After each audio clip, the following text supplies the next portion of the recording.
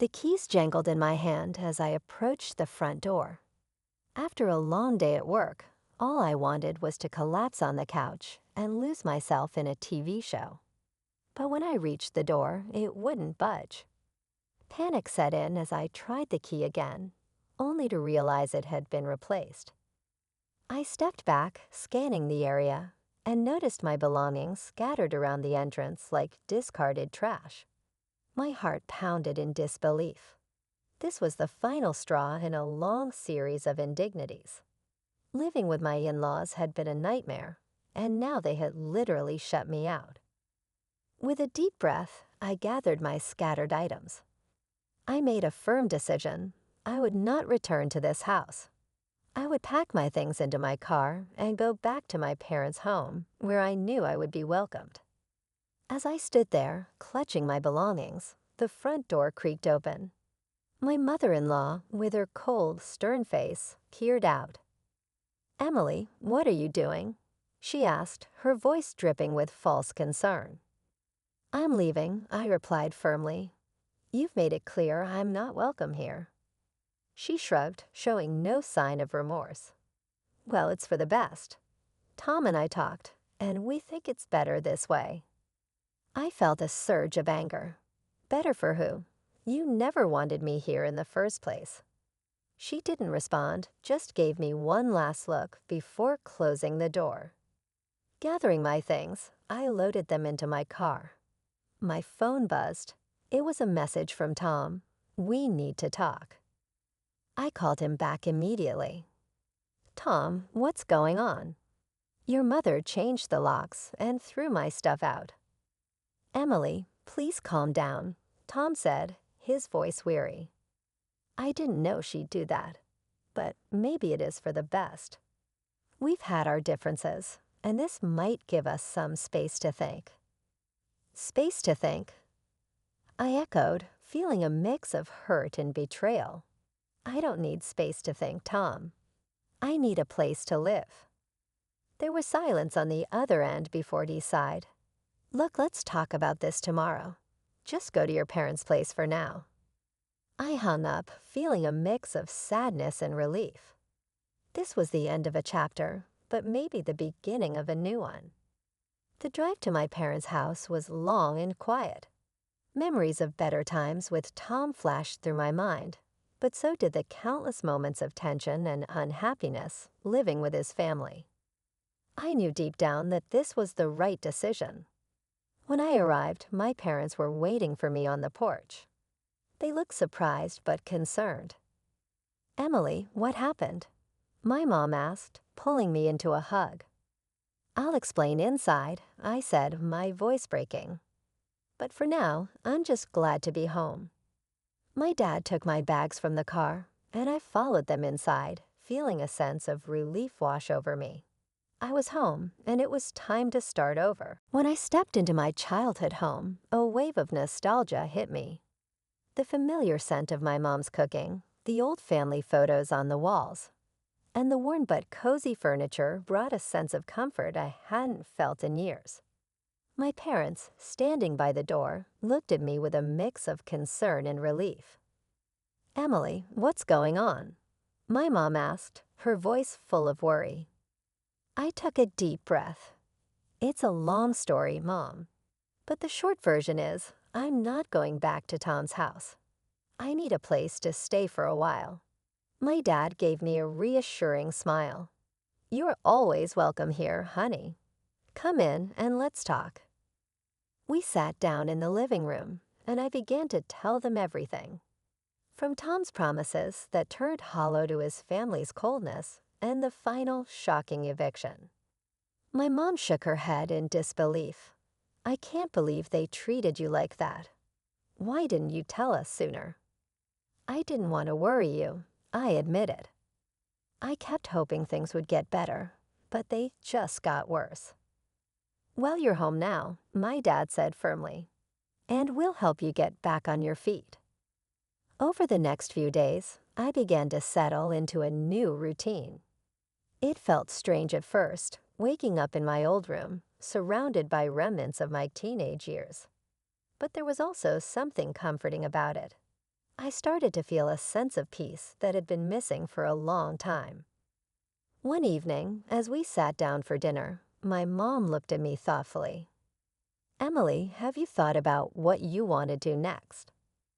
"I'm not sure yet," I said honestly.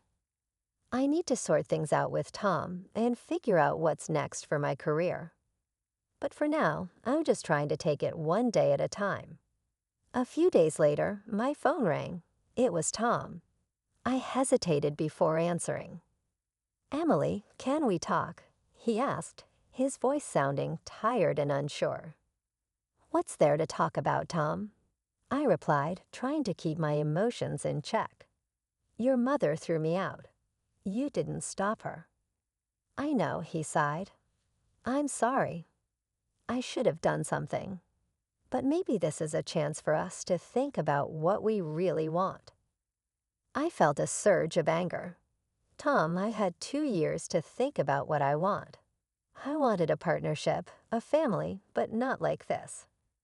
I can't keep living like I did, with your family treating me like an outsider." There was a long pause before he spoke again. "I understand, Emily. Maybe we both need some time apart to figure things out." After the call with Tom, I felt a strange mix of sadness and relief. It was clear that our paths were diverging, but I knew it was for the best. I had to focus on myself and what I wanted for my future. I started updating my resume, looking for new job opportunities, and reconnecting with old friends. Each step, no matter how small, felt like a move towards reclaiming my life. One afternoon, my mom found me in the kitchen, deep in thought. "You know, Emily," she said, "sometimes a fresh start is exactly what we need. You have the strength to rebuild your life, and we're here to support you every step of the way." Her words resonated with me. I realized that this was a new beginning, a chance to create a life that truly made me happy. I didn't know what the future held, but for the first time in a long while, I felt hopeful. I was ready to embrace this unexpected journey and see where it would lead. Returning to work was a welcome distraction from the chaos of my personal life. My colleagues noticed I was quieter than usual, but they didn't press for details. I appreciated their discretion, using the office environment to regain a sense of normalcy. One day, during lunch, my coworker Lisa approached me. "Emily, you seem a bit off lately. Is everything okay?" I forced a smile. "Just going through some personal stuff. But I'm managing, thanks for asking." Lisa nodded, her eyes filled with genuine concern. "If you ever need to talk or just need a break, let me know. We're here for you." 3 months passed since I left Tom's house. One evening, as I was settling into my new routine, my phone rang. The caller ID showed an unknown number. I ignored it at first, but when it rang again, I decided to answer. "Hello," I said cautiously. "Emily, it's your mother-in-law," came the familiar yet desperate voice. "We need your help. We're in serious financial trouble." I took a deep breath, trying to keep my composure. "What do you expect me to do about it?" "Please, Emily," she pleaded. "We can't afford our bills. We need you to come back and help us." I felt a surge of anger and frustration. "You threw me out, remember? You made it very clear that you didn't want me there." There was a pause before she spoke again. "I'm sorry, Emily. We were wrong. But we're desperate now. Can you please come back?" I shook my head, even though she couldn't see me. "No, I'm not coming back. You need to figure this out on your own." I hung up, my heart pounding. The audacity of her to ask for help after everything they put me through was unbelievable. The next day at work, I was still shaken from the call. Lisa noticed and pulled me aside. "Emily, are you okay? You seem really upset." I sighed, feeling the weight of the situation pressing down on me. "It's just my in-laws." They're in financial trouble and want me to come back and help them." Lisa frowned. "After everything they did to you, that's not fair." "I know," I said, feeling a mix of sadness and relief. "I'm not going back. I need to move forward." Deciding not to go back to Tom's family was a turning point for me. It was a clear message that I valued myself and my happiness. I started focusing more on my career and exploring new opportunities. One evening, my dad found me working late in my childhood room. "Emily, you've been working so hard. How about a break?" I smiled at him, feeling grateful for his support. "You're right, Dad. I could use a break." We sat down in the living room, enjoying a quiet moment together. "You know," my dad said, "sometimes the hardest decisions are the ones that set us free. I'm proud of you for standing up for yourself." With my parents' support and my decision to stay firm, I felt a sense of empowerment. I began to see a therapist to help process my emotions and started taking small steps to rebuild my life. I joined a local book club, rekindling my love for reading and meeting new people. Each day, I felt a bit stronger, a bit more like myself. The turning point had come, and I was ready to embrace the changes ahead. My journey was far from over, but for the first time in a long while, I felt hopeful and confident in the path I was choosing. After making the decision to move on, I started looking for a place of my own. The search was both exciting and nerve-wracking. I wanted a space that was entirely mine, where I could start fresh. After visiting several apartments, I finally found one that felt right. It was small but cozy, with a sunny kitchen and a tiny balcony where I could enjoy my morning coffee. On moving day, my parents helped me pack up and transport my belongings.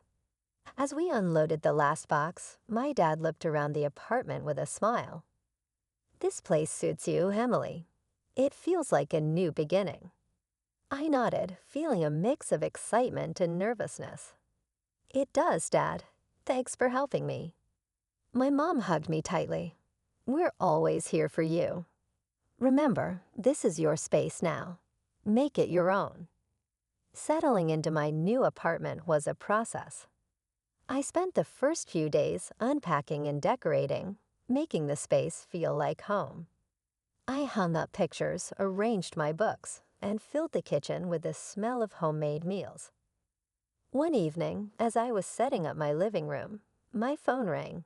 It was Lisa, my coworker. "Hey, Emily. How's the new place?" "It's great, Lisa. I'm still getting settled, but it already feels like home." "That's awesome. We should celebrate. How about dinner at that new Italian place downtown?" "Sounds perfect," I agreed, smiling at the thought of a night out. Embracing independence. As the days passed, I found a new rhythm. I woke up early, enjoying the quiet mornings with a cup of coffee on my balcony.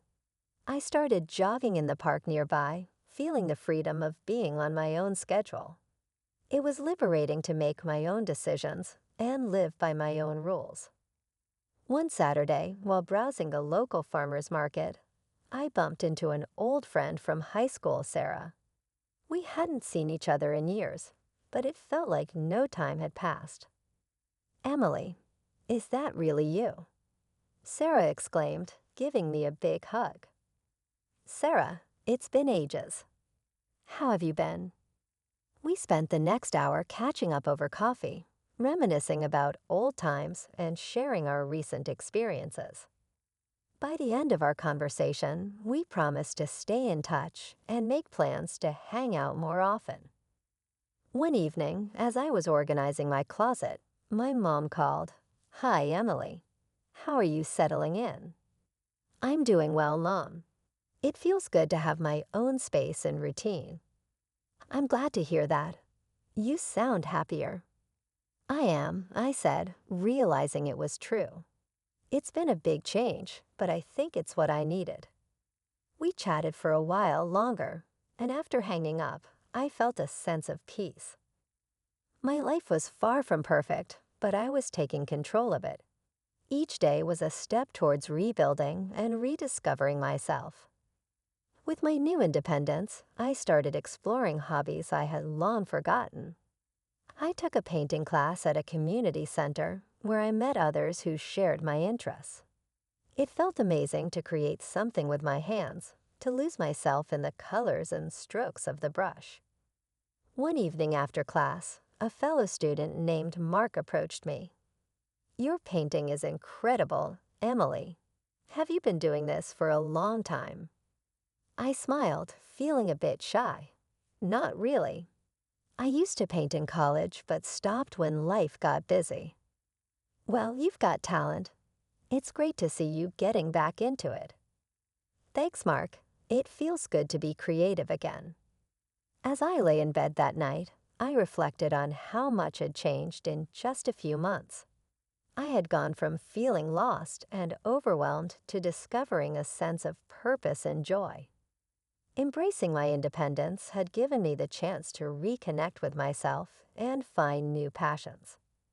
I knew there would still be challenges ahead, but for the first time in a long time, I felt hopeful. I was building a life that was truly mine, and that was something worth celebrating. It was time to make things official. After weeks of contemplation and discussions with my parents, I knew filing for divorce was the right step. I consulted a lawyer, Ms. Jenkins, who came highly recommended. "Emily, you're making a tough but necessary decision," Ms. Jenkins said, her voice calm and reassuring as we sat in her office. "We'll handle this step by step." "Thank you," I replied, feeling a mix of anxiety and relief. I just wanted to be over. Filing the papers was straightforward, but the emotional weight of it was anything but. When I signed the final document, I felt a lump in my throat. This was the end of a significant chapter in my life. Miss Jenkins handed me a tissue, noticing my teary eyes. "It's normal to feel this way. You're closing one door to open another." I nodded, wiping my tears. "I know. It's a lot to process." The next step was informing Tom. I decided to call him rather than meet in person, unsure of how he would react. "Tom, I filed for divorce," I said, my voice steady but firm. There was a long silence on the other end. Finally, he spoke. "I figured it would come to this. I'm sorry, Emily. I know I failed you." "It's not just about failure, Tom. We've both changed, and it's time to move on." "Yeah, I guess you're right," he said softly. "I'll sign the papers." A week later, Tom and I met at Ms. Jenkins' office to sign the divorce papers. It was an awkward and tense meeting, but we both knew it was necessary. As Tom signed his name, he looked up at me. "I hope you find happiness, Emily. I really do." "Thank you, Tom," I replied genuinely. "I hope you do too." After the signing, I met up with Lisa for coffee. She had been a rock throughout this whole process, offering support and a listening ear. "How did it go?" she asked, concern etched on her face. "It's done," I said, sipping my latte. It's a strange feeling. Part of me is relieved, but another part is just sad. "That's normal," Lisa said, reaching across the table to squeeze my hand. "You're going through a major life change. But remember, this is about your happiness and your future." "I know," I said, smiling at her. "Thanks for being there for me, Lisa." With the divorce papers signed, I felt a sense of closure. It was time to focus on my future. I threw myself into my work, taking on new projects and responsibilities.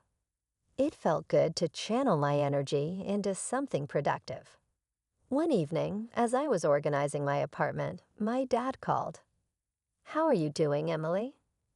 "I'm okay, Dad, just trying to keep busy." "Well, we're proud of you.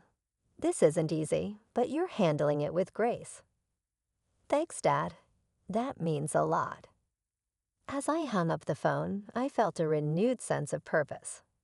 The divorce was a turning point, but it was also a chance for a new beginning. I was free to build a life that made me happy, to explore new opportunities, and to rediscover myself. The next morning, I woke up early and sat on my balcony, watching the sunrise. The future was uncertain, but it was also full of possibilities. I took a deep breath, feeling a sense of peace and determination. This was my time to embrace the unknown, to take control of my destiny, and to create a life that was truly my own. And for the first time in a long while, I felt ready to face whatever came next. With the divorce behind me, I felt a new sense of freedom. I decided to focus on things that brought me joy and started by signing up for a painting class at the local community center. It was something I'd always loved, but had set aside for years. On the first day of class, I walked into a room filled with easels, canvases, and a mix of people from different backgrounds. The instructor, a lively woman named Clara, greeted everyone with a warm smile. "Welcome, everyone. I'm Clara, and I'm excited to help you explore your creativity. Let's start by introducing ourselves and sharing why we're here." When it was my turn, I stood up, feeling a bit nervous. "Hi, I'm Emily. I used to paint a lot in college, but life got busy, and I stopped. I'm here to rediscover that joy." Clara nodded approvingly. "That's wonderful, Emily. Art has a way of bringing out the best in us. Let's get started." As the weeks went by, I found myself looking forward to the painting classes. There was something incredibly soothing about mixing colors and watching a blank canvas come to life. I made new friends, including a fellow student named Mark. One evening after class, Mark and I were packing up our supplies when he struck up a conversation. "Emily, your painting today was amazing. Have you thought about doing this professionally?" I laughed. "Thanks, Mark. I appreciate it, but I'm just doing this for fun right now. It's been a great way to unwind." "I get that," he said, smiling. "Still, you've got talent. Don't sell yourself short." Reconnecting with old friends. In addition to new friends, I also reconnected with old ones. Sarah, the friend I'd bumped into at the farmer's market, became a regular part of my life again. We started meeting up for coffee and chatting like no time had passed. One afternoon, we sat at our favorite cafe, reminiscing about our high school days. "Remember when we used to skip class and hang out at the park?" Sarah asked, laughing. I grinned. How could I forget? Those were the days. It's good to be back in touch, Sarah. I've missed this. Me too, Emily. It's like we picked up right where we left off. Finding joy in everyday moments. I also found joy in everyday moments. Simple things like cooking a new recipe, reading a book on my balcony, or taking a walk in the park brought me happiness. I realized that joy didn't have to come from big events. It could be found in the small, daily activities that made life rich and fulfilling. One evening, my mom called to check in. "Hi, Emily. How's everything going?" "It's going really well, Mom. I've been painting again and catching up with old friends. I feel happy." "That's wonderful to hear. You sound like your old self again." "I feel like my old self, but better. I'm really enjoying life right now." As I sat on my balcony one evening, watching the sunset, I felt a profound sense of contentment. Rediscovering joy wasn't just about finding new activities or reconnecting with old friends. It was about finding myself again and embracing the life I wanted to live. I knew there would still be challenges ahead, but I was ready to face them with a positive outlook and a heart full of hope.